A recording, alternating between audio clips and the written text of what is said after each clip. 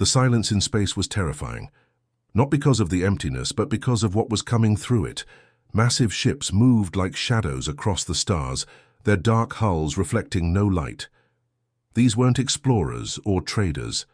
These were hunters, and they had been hunting for over 3,000 years. The Kethamori called themselves the galaxy's rightful rulers. To everyone else, they were simply death incarnate.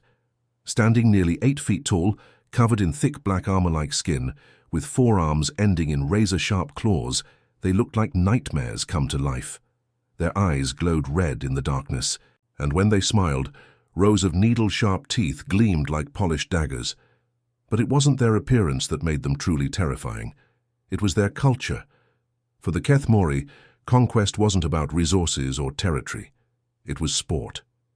Pure, simple, brutal sport. They called it the Great Hunt. Right now, the Great Hunt was ending on New Zephyr, a beautiful world where crystalline beings had built cities that sang in the wind. The Zephyrians were peaceful, artistic creatures who had never known war. They had tried to communicate when the Kethamori ships first appeared. They offered gifts, art, even their most precious songs. The Kethamori response was swift and merciless. Huntmaster Vexthul stood among the ruins of what had once been the planet's capital city. The crystal spires that had reached toward the heavens now lay shattered like broken glass across the ground. The air still smelled of burning ozone from the plasma weapons. "Another perfect hunt," he said, his voice a low growl that made the surviving Zephyrians tremble. He held up a small crystal formation, one that had been part of their most sacred temple. To him, it was just another trophy. Around him, his warriors were loading the survivors into cargo ships. The Zephyrians, who had survived the initial attack, would be sold as slaves in the core markets. Some would work in mines, others would become servants, and a few might even become entertainment in the fighting pits. None would ever see their homeworld again. Lieutenant Graktar approached, his own claws still dripping with Zephyrian blood. "The loading is complete, Huntmaster. We have secured 2,000 prisoners and significant crystal resources." Vexthul nodded approvingly. "Send word to the High Command. Tell them New Zephyr has been properly civilized." The irony wasn't lost on him. The Kethamori called themselves the bringers of civilization, but their idea of civilization was simple. The strong ruled, the weak served, and anyone who couldn't fight deserved whatever happened to them. It had worked for 3 millennia. Species after species had fallen before their might. Some tried to fight back, but none had the technology or the will to truly resist. The galaxy had learned to fear the Kethamori, and fear made conquest easy. "Sir," Graktar continued, "we've received new hunting coordinates from the scouts." Vexthul's interest peaked. New prey meant new challenges, new trophies, new stories to tell back on the homeworld. "Show me." The holographic display showed a small blue world on the very edge of the galaxy. It looked unremarkable. Just another primitive planet full of creatures who probably hadn't even mastered space travel yet. "Initial scans show a species called humans," Graktar reported. "They appear to be in the early stages of technological development. No significant space presence, primitive weapons, divided into multiple competing groups." Vexthul examined the data with growing excitement.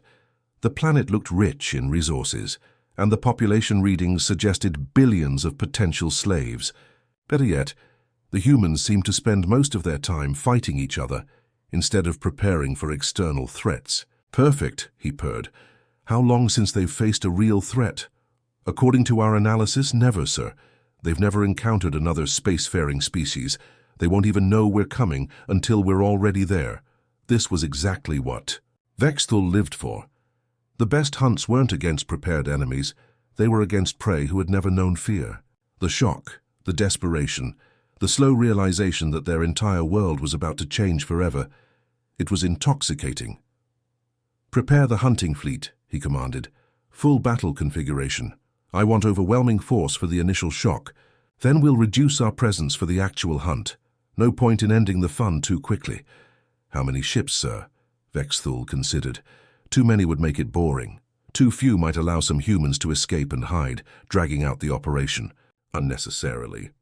200 vessels for the opening demonstration. Once they surrender, we'll reduce to 50 for the actual harvesting."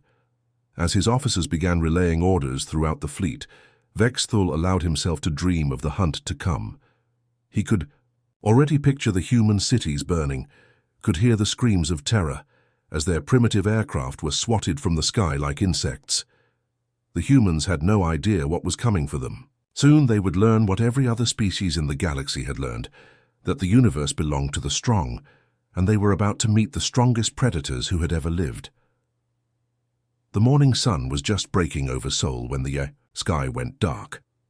Captain Kim Tae-ho was drinking his coffee in the command center when every alarm in the building started screaming at once. Through the reinforced windows, he watched as massive shadows fell across the city. Ships, alien ships, dozens of them, each one bigger than a city block, hovering silently over every major population center on Earth. "Sir, we're getting reports from every continent," Lieutenant Park Hana called out, her voice tight with barely controlled panic. "London, New York, Moscow, Tokyo, they're everywhere." Tae-ho set down his coffee with steady hands, though his heart was hammering against his ribs. 30 years in the military had taught him to stay calm when everything was falling apart. "Get me a direct line to the president, now." The aliens didn't waste time with pleasantries. Their message came through every television, radio, and internet connection on the planet simultaneously. The translation was perfect, which somehow made it even more terrifying. "Primitive beings of Earth," the voice was cold, mechanical, without a trace of emotion. "You have been selected for the Great Hunt. You have 72 hours to surrender unconditionally. Lay down your weapons, gather in designated areas, and submit to processing. Resistance will result in total annihilation." Then the screens went black. President Lee Dong-woo didn't hesitate. Within an hour, he was addressing the world from an undisclosed location. His words were simple and clear. "We will not kneel." The aliens had made their first mistake. They thought humans would react like every other species they'd encountered, with fear, confusion, and eventual surrender. They didn't understand that sometimes, when you corner a pack of wolves, they don't run. They bare their teeth and get ready to fight. The first probe ships came down like falling stars, heading straight for Seoul's city center. They expected to find cowering civilians and token resistance from primitive military forces. Instead, they flew into a carefully prepared trap. Major Song Min-ho was already in his fighter jet when the alien ships entered the atmosphere. He'd been scrambled along with every available pilot in the Korean Air Force. As he watched the alien craft descend, sleek and arrogant, he felt something he'd never experienced before. Not fear, but pure, burning rage. "Phoenix Squadron, this is Phoenix Leader," he said into his radio, his voice deadly calm. "Today we find out what these things are made of. Stay tight, stay smart, and make every shot count." The alien probe ships were massive, bristling with weapons that could probably level a city block. Minho's F-16 looked like a mosquito next to them, but mosquitoes, he knew, could still bite. Phoenix 2, Phoenix 3 hit them from below. Phoenix 4, follow me in high. The first alien ship never saw them coming. Hidden missile batteries throughout the city opened fire simultaneously, filling the SE. Kai with streaking projectiles. The aliens' shields flared and sparked, but they held. For a moment. Then Minho and his squadron hit them from 4 different angles at once. The alien ship shuddered under the combined assault. Its shields flickered and died. Minho's missiles punched through the hull and the massive vessel began to spin out of control, trailing fire and debris as it crashed into the Han River. "First blood to us," Minho reported, but there was no time to celebrate. More. Alien ships were descending, and these ones were ready for a fight. The battle over Seoul raged for 6 hours. Human pilots, outmatched and outgunned, threw everything they had at the invaders. They used tactics the aliens had never seen before. Kamikaze runs, coordinated swarm attacks, even ramming damaged fighters into alien hulls when their weapons ran dry. But the real shock came when the Kethmori tried to land ground forces. Sergeant Choi Young-suk was waiting for them in Busan. He and his Marines had turned the city into a fortress, with every street corner and building prepared for urban warfare. When the alien dropships landed, expecting to find helpless civilians, they instead found an enemy that refused to play by their rules. The Kethmori warriors were bigger, stronger, and better armed than any human, but they had never fought an enemy that used sewers to move unseen, that booby-trapped everything from doorways to garbage cans, that attacked in small groups and melted away before reinforcements could arrive. These humans, one alien warrior reported back to his commander, they fight like nothing we've ever seen. They show no fear of death. They seem to welcome it if it means taking us with them. Young Suk's Marines had learned something important. In those first few hours of fighting, the aliens might be stronger, but they weren't invincible. They bled when you shot them. They died when you blew them up. And most importantly, they could be scared. By the end of the first day, the Kethmori had taken heavy losses worldwide. Their easy conquest had turned into a bloody stalemate. Worse, they were starting to realize that they had fundamentally misunderstood their prey. Lieutenant Graktar stood in the ruins of what had been a dropship, looking at the bodies of his warriors. "Huntmaster," he reported to Vexthul, "we may have underestimated these humans." "Impossible," Vexthul snarled. "Their primitives increase the bombardment, break their will." But as reports came in from around the globe, a disturbing picture emerged. The humans weren't breaking. If anything, they were getting angrier, more determined, more dangerous. They were adapting their tactics in real time, learning from each engagement, and somehow, impossibly, they were starting to win individual battles. The great hunt was supposed to be over in days. Instead, it was turning into something the Kethmori had never experienced before, a real war. 3 weeks into the invasion, Dr. Han So-young hadn't slept for more than 2 hours at a time. Her underground laboratory in Busan looked like a mad scientist's workshop, with alien technology scattered across every available surface. Broken pieces of Kethmori weapons, damaged armor plating, and fragments of their ships covered her workbenches. Come on," she muttered, adjusting her microscope for the 100th time that day. "There has to be a pattern here." The breakthrough came at 3 in the morning when she was so exhausted she could barely keep her eyes open. She was examining a piece of alien energy cell when she noticed something odd about its quantum signature. The energy wasn't just stored, it was locked in place by a complex field matrix. "Wait a minute," she whispered, suddenly wide awake. "If I reverse the polarity and adjust the frequency..." The energy cell in her hands began to glow brighter, much brighter. Within seconds, it was producing 3 times its normal output. She had just figured out how to supercharge alien technology using human engineering principles. "I need to call Colonel Yu immediately," she said to her empty lab, already reaching for her secure phone. Above ground, the war had evolved into something neither side had expected. Colonel Yu Jae-sung had turned South Korea into a maze of underground tunnels and hidden bunkers. His resistance fighters moved through the subway systems of Seoul like ghosts, striking at alien patrols and disappearing before reinforcements could arrive. "The key is mobility," he explained to his unit commanders during a briefing in an abandoned subway station. "They have better weapons and stronger armor, but they're used to fighting enemies who stand still and shoot at each other. We don't play that game." Major Kim Yoon-ji had taken this philosophy to the extreme. Her Special Forces unit had spent weeks studying captured alien equipment, learning how their technology worked and, more importantly, how it could be turned against them. They had discovered that Kethmori communications relied on quantum entanglement, which made them incredibly secure, but also incredibly vulnerable if you knew what to look for. Every time they send a message, they create a small quantum signature, she explained to her team as they prepared for their next mission.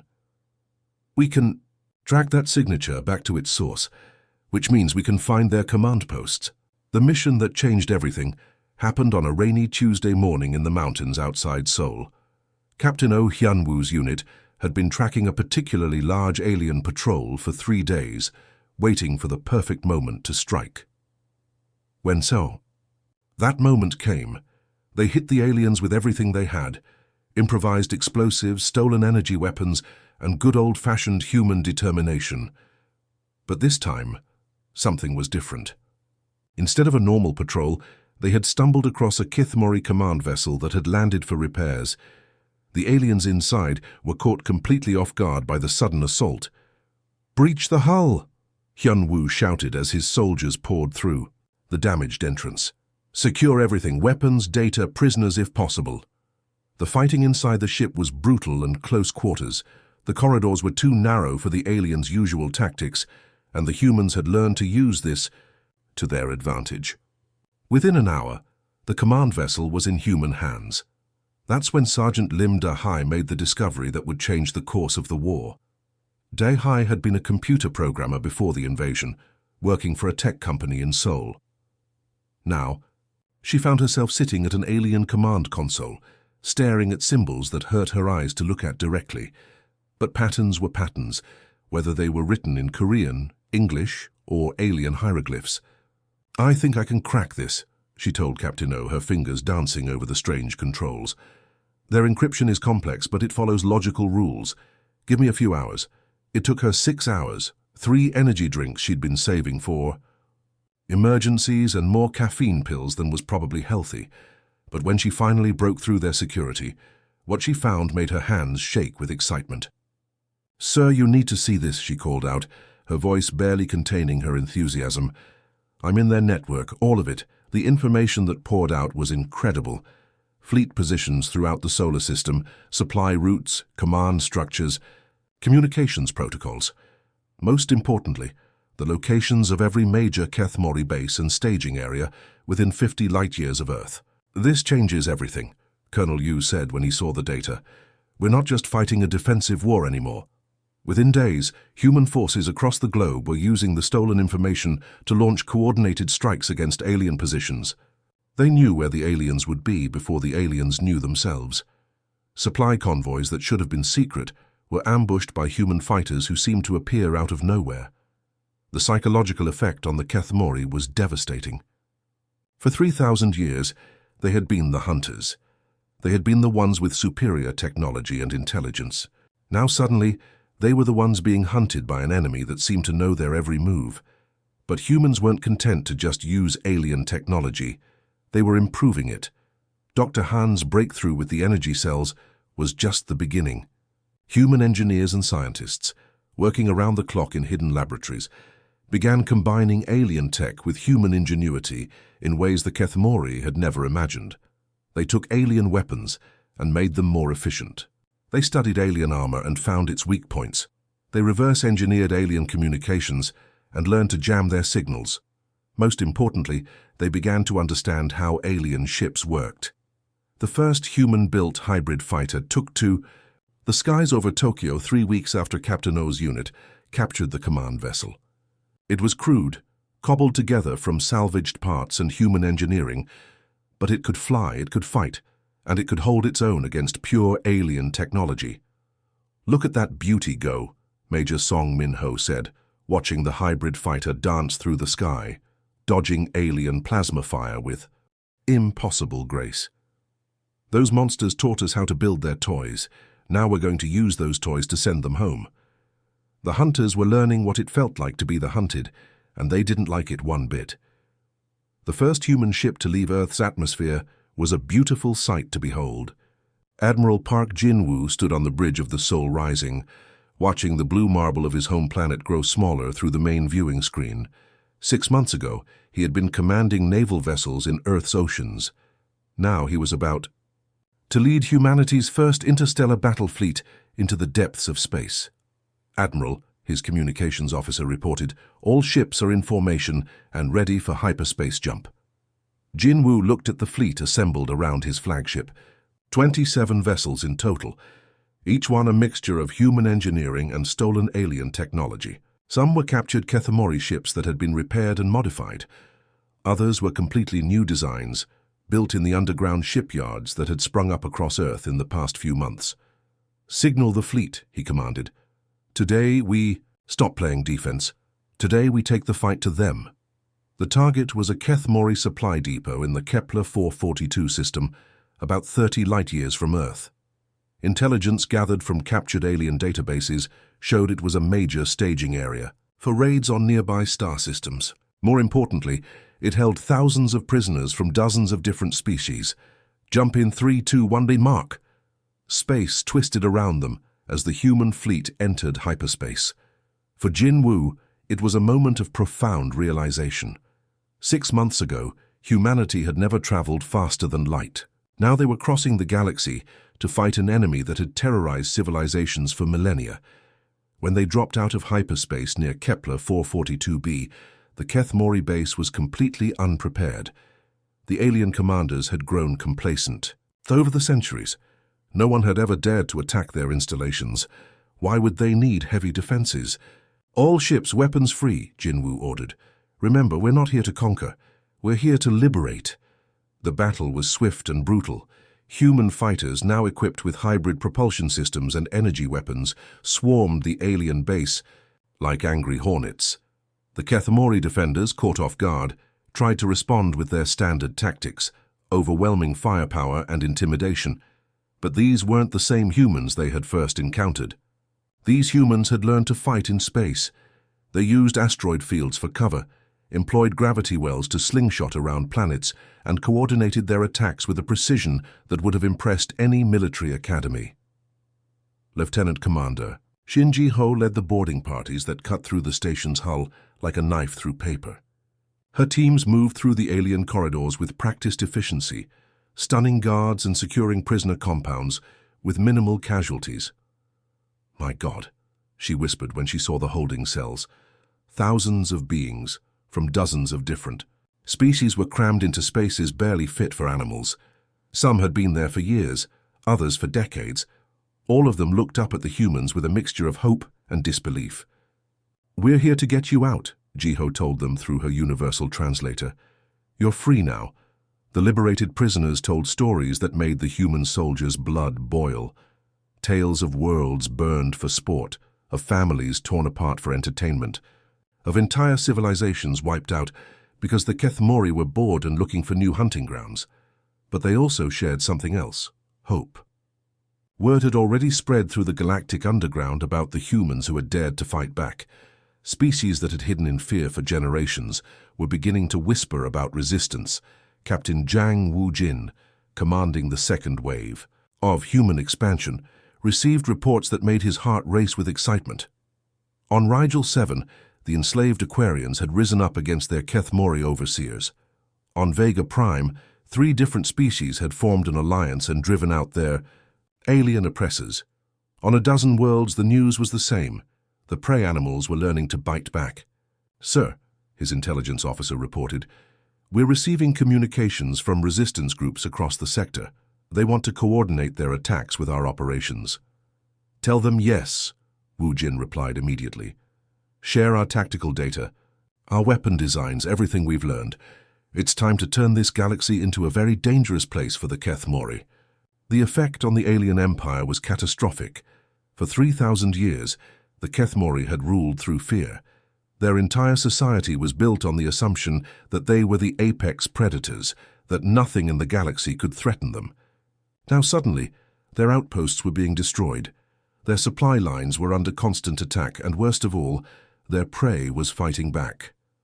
Huntmaster Vex Thul, once the most feared warrior in the Keth Mori fleet, found himself running from system to system as his empire crumbled around him.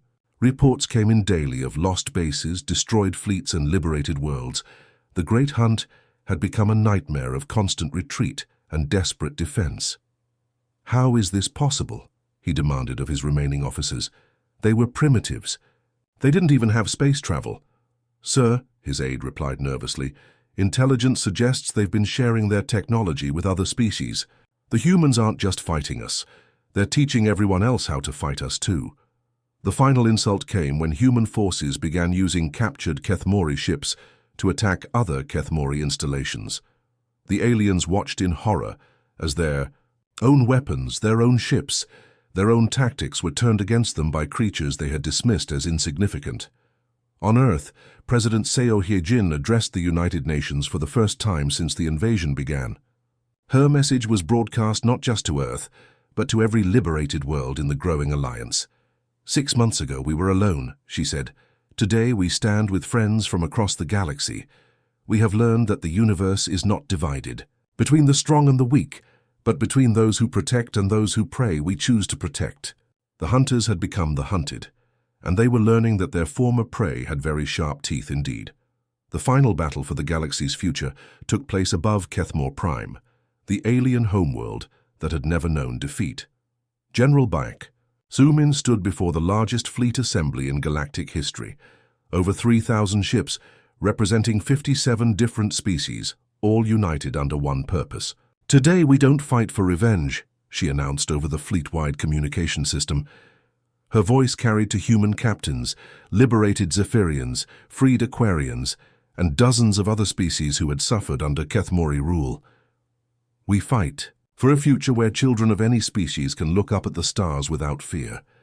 The battle fleet was a sight to behold. Sleek human vessels flew alongside crystalline Zephyrian ships that sang as they moved through space.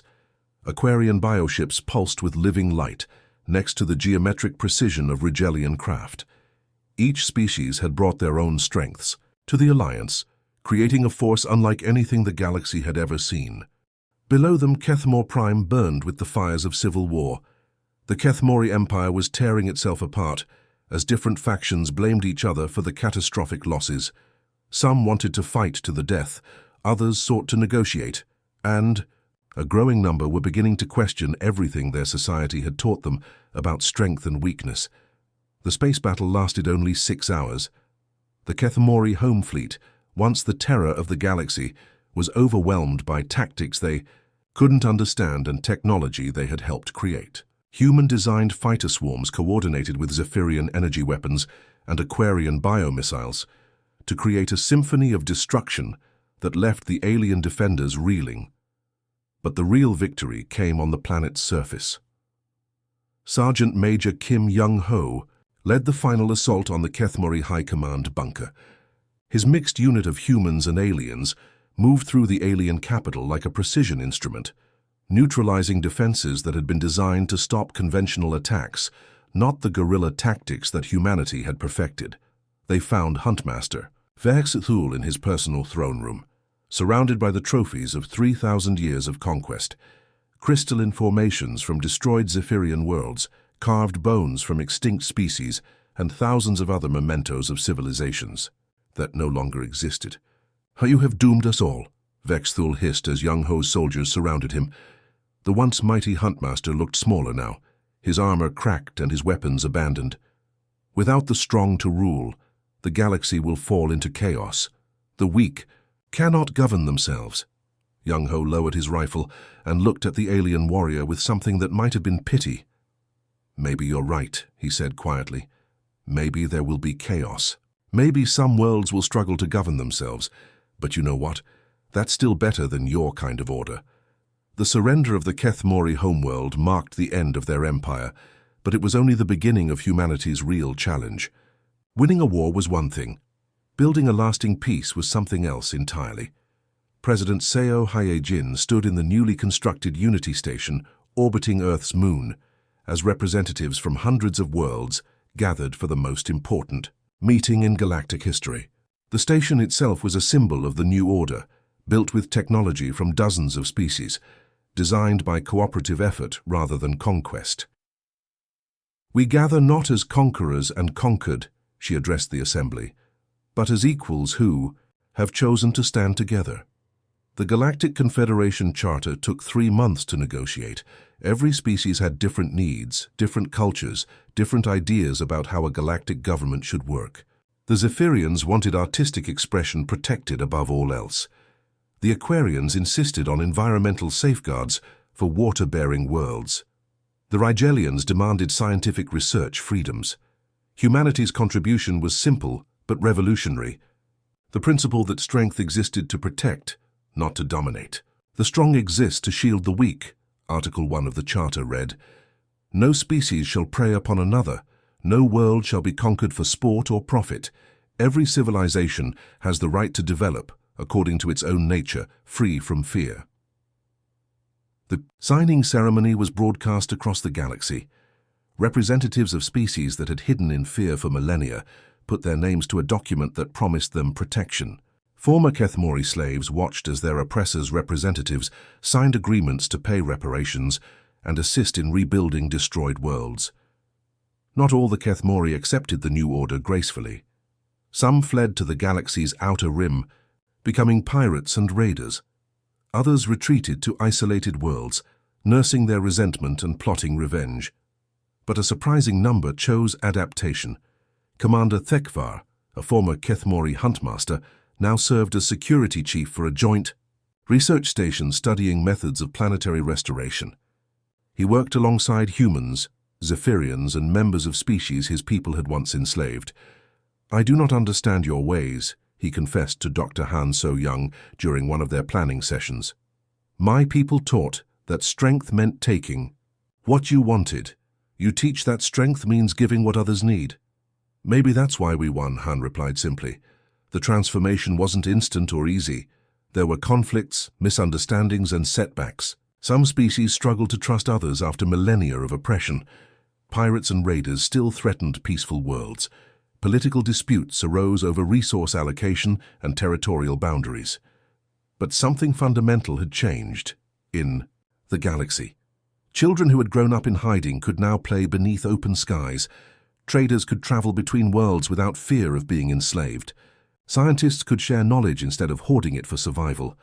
Captain Kim Tae-ho, now an admiral in the Confederation Defense Force, stood on the bridge of his new ship, watching a mixed crew of humans and aliens work together with seamless efficiency. His communications officer was a former Kethmori warrior who had chosen rehabilitation over exile. His weapons specialist was a Zephyrian whose homeworld had been one of the first to be liberated. "Sir," the Zephyrian reported, "we're receiving a distress call from the Andorian system. Pirates are attacking a medical relief convoy. Set course immediately," Tae-ho ordered. "Maximum speed." As his ship jumped to hyperspace, racing to protect strangers in a distant system, Tae-ho reflected on how much had changed. 6 months ago, humanity had been alone and afraid, facing annihilation from an enemy they barely understood. Now they were part of something larger, a galactic community built on the radical idea that the purpose of strength was not to dominate, but to defend. The hunt was over. The Age of Guardians had begun. And across the galaxy, for the first time in 3,000 years, children could look up at the stars and dream of adventure instead of nightmare. The humans had taught the universe a lesson that echoed through every world. Sometimes the most dangerous predator is the one that fights not for conquest, but for the protection of others, and the galaxy would never be the same.